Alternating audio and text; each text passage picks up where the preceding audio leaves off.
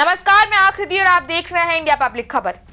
कभी सोचा है एक ऐसा देश जहां हिंदू और मुसलमान का साथ आना किसी सपने से कम नहीं है, वहीं नमाज और पूजा पाठ एक साथ किया जाए। हालांकि कई मौकों पर यह हो भी चुका है, लेकिन दशकों में कहीं एक बार, क्योंकि भारत में हिंदू मुसलमान का ये मुद्दा वो आग है जो अब तक लाखों जिंदगियां और परिवार को तबाह कर चुकी है। लेकिन इस बार फिर से एक ऐसी तस्वीर सामने आ रही है जब ये कहानी उल्टी पड़ जाएगी। हालांकि शुरुआत तो इसकी भी एक विवाद से ही हुई है, लेकिन फिलहाल अब मामला शांत है।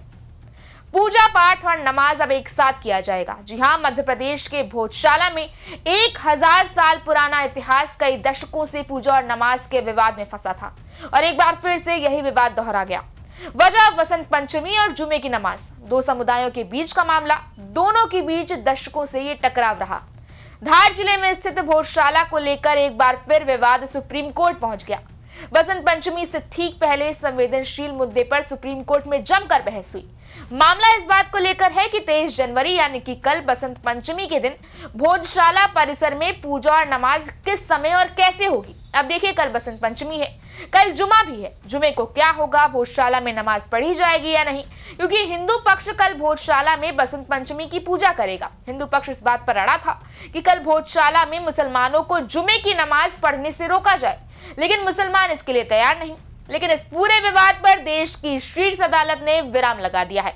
इसको लेकर आज सुनवाई हुई, जिसमें सुप्रीम कोर्ट की तरफ से यह साफ कहा गया है कि भोजशाला पर नमाज और पूजा पाठ दोनों एक साथ होंगे।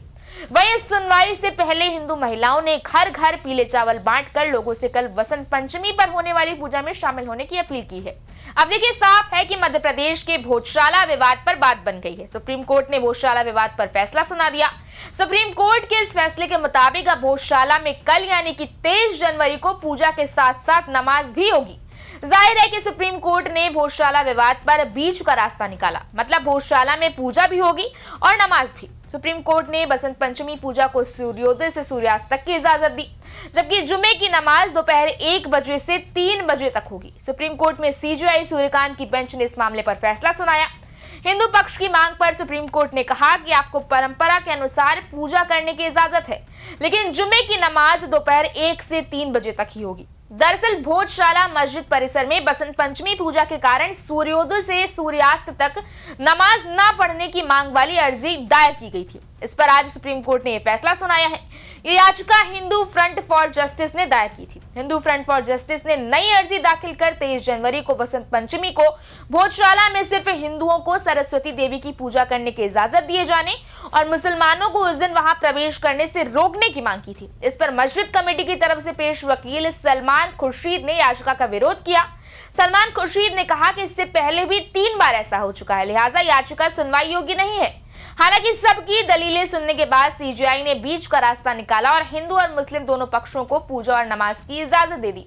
सुप्रीम कोर्ट में जब सीनियर वकील सलमान खुर्शीद ने दलीलें दी तो सीजेआई सूर्यकांत ने कहा कि कल बसंत पंचमी है। इसके बाद हिंदू वकील विष्णु जैन ने कहा कि सूर्योदय से सूर्यास्त तक के लिए मेरी मांग है। इस पर सीजेआई सूर्यकांत ने कहा कि कल विशेष कार्यक्रम है बसंत पंचमी में। उन्होंने कहा कि कल यानी 23 जनवरी के लिए क्या प्रबंध किए गए हैं प्रशासन की तरफ से। इस पर सलमान खुर्शीद ने कहा कि पहले 3 बार ऐसा प्रबंध किया जा चुका है। इस पर सीजेआई सूर्यकांत ने कहा कि 23 जनवरी को दोपहर 1 से 3 बजे तक नमाज अदा कर ली जाए और सुबह 4 बजे के बाद बसंत पंचमी का आयोजन हो। इस पर विष्णु जैन ने कहा कि नमाज 5 बजे के बाद अदा कर ली जाए। इस पर सीजेआई ने खुर्शीद से पूछा। सीनियर एडवोकेट सलमान खुर्शीद ने कहा कि एएसआई ने कहा है कि सर्वे जारी रहेगा और 2 घंटे नमाज होगी और पूजा भी होगी। नमाज सिर्फ दोपहर में होती है। हम दोपहर 1 बजे से 3 बजे के बाद जगह खाली कर देंगे।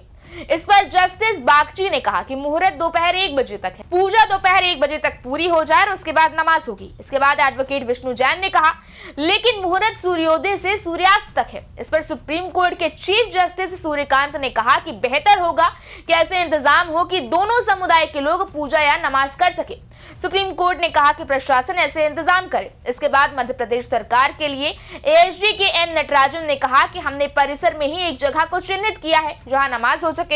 मध्य प्रदेश सरकार के लिए नटराजन ने कहा कि दोनों के लिए अलग अलग बंदोबस्त किया जा सकता है। इस पर सीजेआई ने कहा कि दोनों पक्षों से बात कर ले।